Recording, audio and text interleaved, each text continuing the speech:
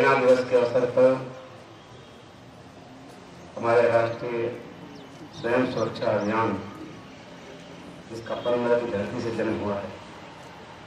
इस संगठन की ओर से आज यहाँ हमारे पूर्व सैनिकों को सम्मानित करने के इस कार्यक्रम के मुख्य अतिथि हमारे विश्वविद्यालय के बहुत ही कर्मठ, विद्वान और लगनशील कुलपति डॉक्टर तेज प्रताप सिंह जी, और जब हमारे विचार परिवार के मुखिया हैं, जो राष्ट्रीय स्वयं सेवक संघ के नेतृत्व के रूप में यहाँ उपस्थित हैं, आदरणीय मेरी जी, सम्मानित प्रोफेसर सलील तिवारी जी, हमारे नगर कार्यवाह डॉक्टर विजय सिंह जी,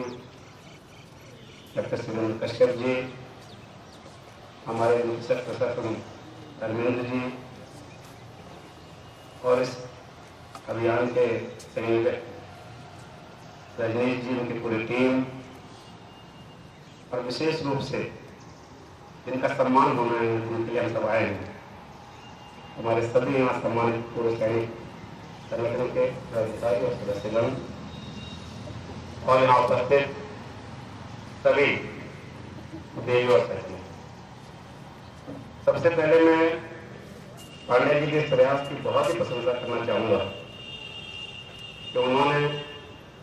हो सकता है उनका शब्द अच्छे ना हो, योजना अच्छी ना हो, लेकिन जिस भावना के तहत इस अभियान को उन्होंने अपने कंधे पर लिया है और जिससे हम सबको जोड़ने का काम किया है।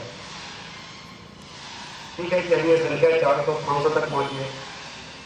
लेकिन मुझे लगता है कि जिस तरह से 23 लोग जुड़ रहे हैं, जो उनका संकल्प है, वह संकल्प जरूर पूरा होगा, क्योंकि तो पवित्र संकल्प है। मैं आज के अवसर पर आदरणीय बेरी जी के बोलने के बाद बहुत कुछ बोलने में नहीं रह जाता, मैं पहले बोलने के लिए खड़ा भी नहीं, लेकिन मैं इतना जरूर कहना चाहूँगा कि हमारा ये उत्तराखंड देवभूमि है, जहाँ तीर्थ है, बद्रीनाथ है, केदारनाथ है, गंगोत्री है, यमुनोत्री है, नानक साहब है, रीता साहब है, हरिहर शरीफ है। लेकिन इसके अलावा एक बहुत बड़ा धाम ये भी है कि सैनिक धाम है। देश की रक्षा में, देश की आबादी के अनुपात में हमारा बहुत छोटा सा हिस्सा है, लेकिन देश की सेना की गणना होगी तो उसमें हमारा अनुपात बहुत ज़्यादा है, बहुत बड़ा है। ये ऐसी धरती है जो देश की रक्षा के लिए अपने लोगों को भेजना है काम। और हमारे क्षेत्र में भी, उधम सिंह नगर में भी कई उधम सिंह जी के नाम पर जिला है,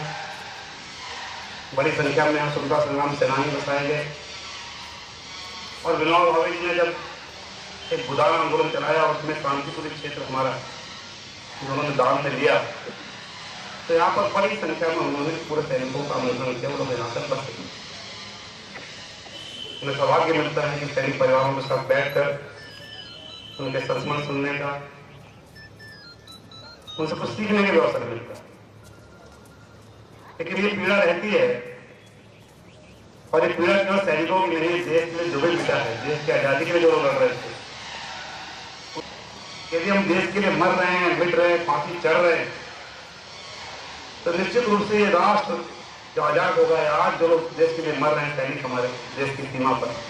उनके मन में भाव रहता है कि हम देश के लिए मिट रहे हैं। तो तभी किसी भावना में कहा गया होगा कि शहीदों की चिताओं पर लगेंगे हर बरस मेले। उन्हें लगता है कि मेले लगने लगता था, मेले लगेंगे, लोग याद करने के लिए उमड़ेंगे। लेकिन अफसोस की बात है, जो मरना तो दूर की बात है, हमने चिंता तक करना छोड़ा। 50वीं सालगिरह मनाई जा रही थी, स्वतंत्रता संग्राम सेनानी उत्तराधिकारी संगठन हम लोगों का एक हमने कार्यक्रम रखा था रुद्रपुर में, और हमारी इच्छा थी कि उस कार्यक्रम में,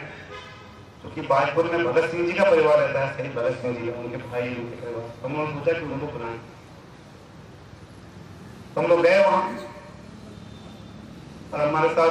विधायक भी नहीं था, मैं सामान्य एक युवा था, इसका अपने उत्तराधिकारी संगठन का, हमारे साथ लोग गए। तो उनके भतीजे और उनकी भाभी, भगत सिंह जी की भाभी से हम लोग मिले, उन्होंने ये कहा कि उनके नाम पर बस एक स्कूल सामने प्राइमरी स्कूल है, ये जरूर हो गया है, ये सड़क जरूर है,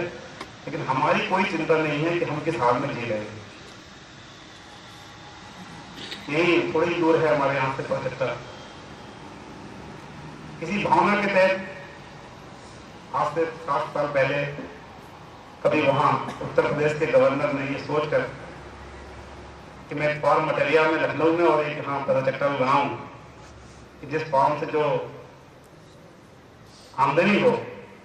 उस आमदनी से हम सैनिक परिवारों के कल्याण में खर्च करें, जो घायल हो जाते हैं, युद्ध में अपंग हो जाते हैं या जिनकी मृत्यु हो जाती है, उन परिवारों की सुध देने के लिए वो फॉर्म स्थापित किया। कितनी अच्छी भावना रही हो। उन्होंने सोचा नहीं होगा कि कोई ऐसी भी सरकार आएगी, ऐसे भी लोग आएंगे जो इस फॉर्म को बेचने की जुगत में लग जाएंगे। यहाँ सैनिक संगठन के लोग बैठे हैं, इसलिए सरकार में ऐसा हो गया कि उसको बेच के कैसे खा लिया जाए, इस अभियान में लोग लग गए। और उस समय हम लोग पक्ष में थे, लेकिन हमने उस मुद्दे को उठाया सदन में और लड़े, और बड़ी मुश्किल से हम उस फॉर्म को बचा पाए, जो माफियाओं के साथ मिलकर उस सरकार बेच गई। तो राष्ट्र इतना कृतज्ञ हो जाएगा, कुछ लोग ऐसे हो जाएंगे, ऐसी कल्पना नहीं की गई होगी। देश की जवानों की वीर गाथाएं भरी पड़ी हैं। वो बता रहे थे जब भी कोई ट्रक निकलता है सैनिकों का, छोटे बच्चे सैल्यूट करते हैं, जो सियाचिन में और कठिन परिस्थितियों में माइनस के टेम्परेचर में खड़े होकर देश के लड़ रहे हैं। वो कभी ये नहीं सोचते होंगे कि राजनीति के लिए, वोट के लिए ऐसे भी लोग आ जाएंगे जो कहेंगे कि सेना में बलात्कारी हैं, सेना में गलत लोग हैं, सेना में भ्रष्टाचार है, केवल इसलिए कि हमें वोट देना है, हमें एक वर्ग विशेष का वोट लेने के लिए, एक जाति विशेष का वोट लेने के लिए, तुष्टीकरण करने के लिए हम देश को भी गाली देने लग जाएंगे, सेना को भी गाली देने लग जाएंगे, संविधान को भी गाली देने लग जाएंगे।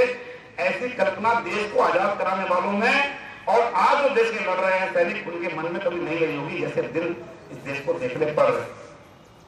लेकिन इन्हीं झंझावातों के बीच से देखिए माँ भारती सिंह हुई है, यहाँ से लोग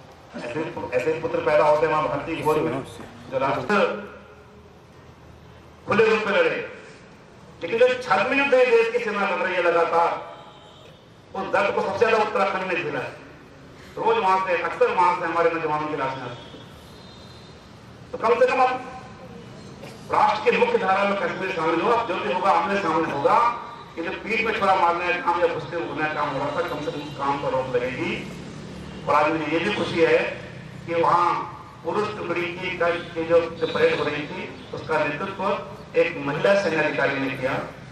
तानिया शेरगिल ने किया, जिसके पिता, दादा, परदादा ये सब सेना में रहे हैं। और हम लोग तो पहले से मानते थे ब्रह्मा जी के समय से कि भाई सेना सुरक्षा का काम माँ दुर्गा जी के जिम्मे है, और अन्य संभालने का काम लक्ष्मी जी के जिम्मे है, विद्या का काम सरस्वती जी के जिम्मे है। लेकिन आज मातृशक्ति को भी सेना में सबसे आगे आकर अपना जौहर दिखाने का जो अवसर मिल रहा है, उस पर कम से कम ये भावना भी मजबूत होगी कि इस देश में जो 125 करोड़ का देश है, इस देश में नारी शक्ति और हमारे पुरुष दोनों मिलकर इस माँ भारती के गौरव के लिए, इसकी रक्षा के लिए अपना सर्वस्व न्यौछावर करने के सबसे आगे हैं। बस मैं इतनी बात कह के अपनी बात खत्म करना चाहूँगा कि जो लोग आज कुछ नौजवानों को भटकाने का काम करते हैं, जो कुछ इस तरह की बातें उठाते हैं, उनके लिए मैं 2 दृष्टांत जरूर रख कर बात खत्म करना चाहूँगा कि जब देश की आज़ादी का संग्राम चल रहा था और उस समय जब एक साथ अशफाकुल्लाह खान, रोशन नायडू और राम प्रसाद बिस्मिल जी को फांसी होने वाली थी, उससे एक दिन पहले अशफाकुल्लाह खान ने कहा कि मुझे अफसोस है कि कल मैं फांसी चढ़ूंगा और पता नहीं ये मुल्क कब आजाद होगा, जाऊंगा खाली हाथ, मगर एक दर्द साथ ही जाएगा, जाने के दिन हिंदुस्तान आजाद वतन कहलाए। उन्होंने कहा कि बिस्मिल हिंदू हैं, कहते हैं फिर आऊंगा, फिर आकर भारत नाम में तुझे आजाद कराऊंगा। जी करता है मैं भी कह दूं, पर मजहब से बन जाता हूं, मैं मुसलमान हूं, पुनर्जन्म की बात नहीं कह पाता हूं। हाँ, खुदा अगर मिल गया कभी तो अपनी झोली फैला दूंगा और जन्नत के बदले उससे पुनर्जन्म मांगूंगा। ये कहा। और आज हमारे तुष्टीकरण की बात पर या धर्म के उन्माद में ये कहा जा रहा है कि अगर तुम जिहाद में शामिल हो जाओगे तो तुम्हें जन्नत मिलेगी। जिस जन्नत को अशफाकुल्लाह खान ठुकरा कर कह रहे थे कि मैं पुनर्जन्म चाहता हूं ताकि मैं भारत को आजाद कराने के लिए आऊं। ये बात देश के नौजवानों को समझाने की आवश्यकता है। हम लोग उधम सिंह जी के जिले में रहते, जिसका नाम उधम सिंह के नाम पर है, उनका तो कोई नहीं था, वो तो अनाथ थे, वो तो अनाथालय पानी पिला रहे। जिस दिन गिरियर वाला कांड हुआ, उनकी ड्यूटी थी, उस दिन जाकर के अनाथालय के बच्चों को भेजा गया था कि वहाँ पानी पिलाना है। और वहाँ जब ये घटना घटी और घटना के बाद एक बूढ़ी माँ जिसका बच्चा मर गया था, उसे समझाते हुए जो आंसू पोंछ रहे थे, वो खुद बालक थे, उनका माँ रो मत, उनका बेटा मेरे नहीं रो रही कि मेरा बेटा मर गया, मैं तो इसलिए रो रही हूँ, मेरा एक ही बेटा था, मर गया, काश मेरा कोई दूसरा बेटा होता तो इस पूरे डैश जाकर उसका बदला लेता। और उसकी बात से उधम सिंह ने शपथ ली कि आज से मैं तेरा बेटा हूँ और मैं बदला लूंगा माँ भारती का, और उन्होंने अपने जीवन की दिशा बदल दी। ऐसे लोगों का ही देश है, ऐसे शहीदों का देश है, ऐसे सेनानियों का देश है, ऐसे रणबांकुरों का देश है। आज के दिन हम लोग अपनी सेना के रणबांकुरों के शौर्य के अभिनंदन के लिए इकट्ठे होते हैं। आज ही के दिन स्वयं सुरक्षा अभियान में सेना हमारे